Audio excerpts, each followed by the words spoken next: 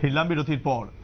ত্রিপুরার গান্ধীবাদী যুব সংগঠন যুব বিকাশ কেন্দ্র, কমল নয়ন বাজাজ ফাউন্ডেশন এবং বিশ্ব যুবক কেন্দ্র নয়াদিল্লির সহযোগিতায় সিপাহীজলা জেলার নলছড় ব্লকের অন্তর্গত কেমতলী পঞ্চায়েতের রাজেন্দ্রনগর, লেটাছড়া সহ 3টি জায়গায় বন্যা কবলিত মানুষদের মধ্যে কিছু খাদ্য সামগ্রী বিতরণ করে।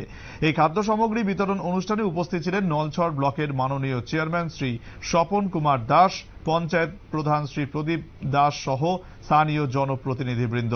তাছাড়াও উপস্থিত ছিলেন যুব বিকাশ কেন্দ্রের ট্রাস্টি পিঙ্কু দাস, সম্পাদিকা প্রতিমা দেববর্মা, মেডিকেল অফিসার বৈরাগী বাজার প্রাথমিক স্বাস্থ্য কেন্দ্র ডক্টর অর্জুন দাস সহ অন্যান্য সদস্যরা। কি বলেছেন তারা শুনুন। নমস্কার। আজকে যুব বিকাশ কেন্দ্র আগরতলা তথা ত্রিপুরা রাজ্যের একটা যুব সংগঠন, এই সংগঠনের উদ্যোগে আমরা কেমতলী পঞ্চায়েতের রাজেন্দ্রনগর অঞ্চলে ফ্লাড রিলিফ ডিস্ট্রিবিউশন প্রোগ্রাম করি। এই প্রোগ্রামে আমাদের সাথে এই এলাকার প্রধান সাহেব আছেন, মেডিকেল অফিসার আছেন, সঙ্গে জনপ্রতিনিধি যারা আছেন তারা সকলে উপস্থিত আছেন।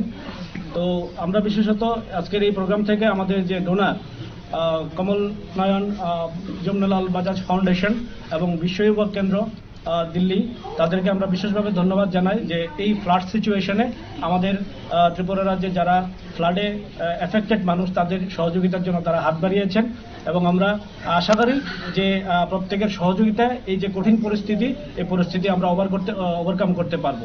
সবাইকে নমস্কার।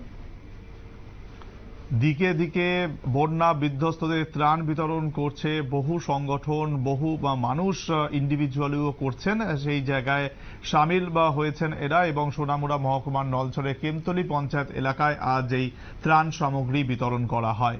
নিচে আরো একটি ছোট্ট বিরতি, সঙ্গে থাকুন।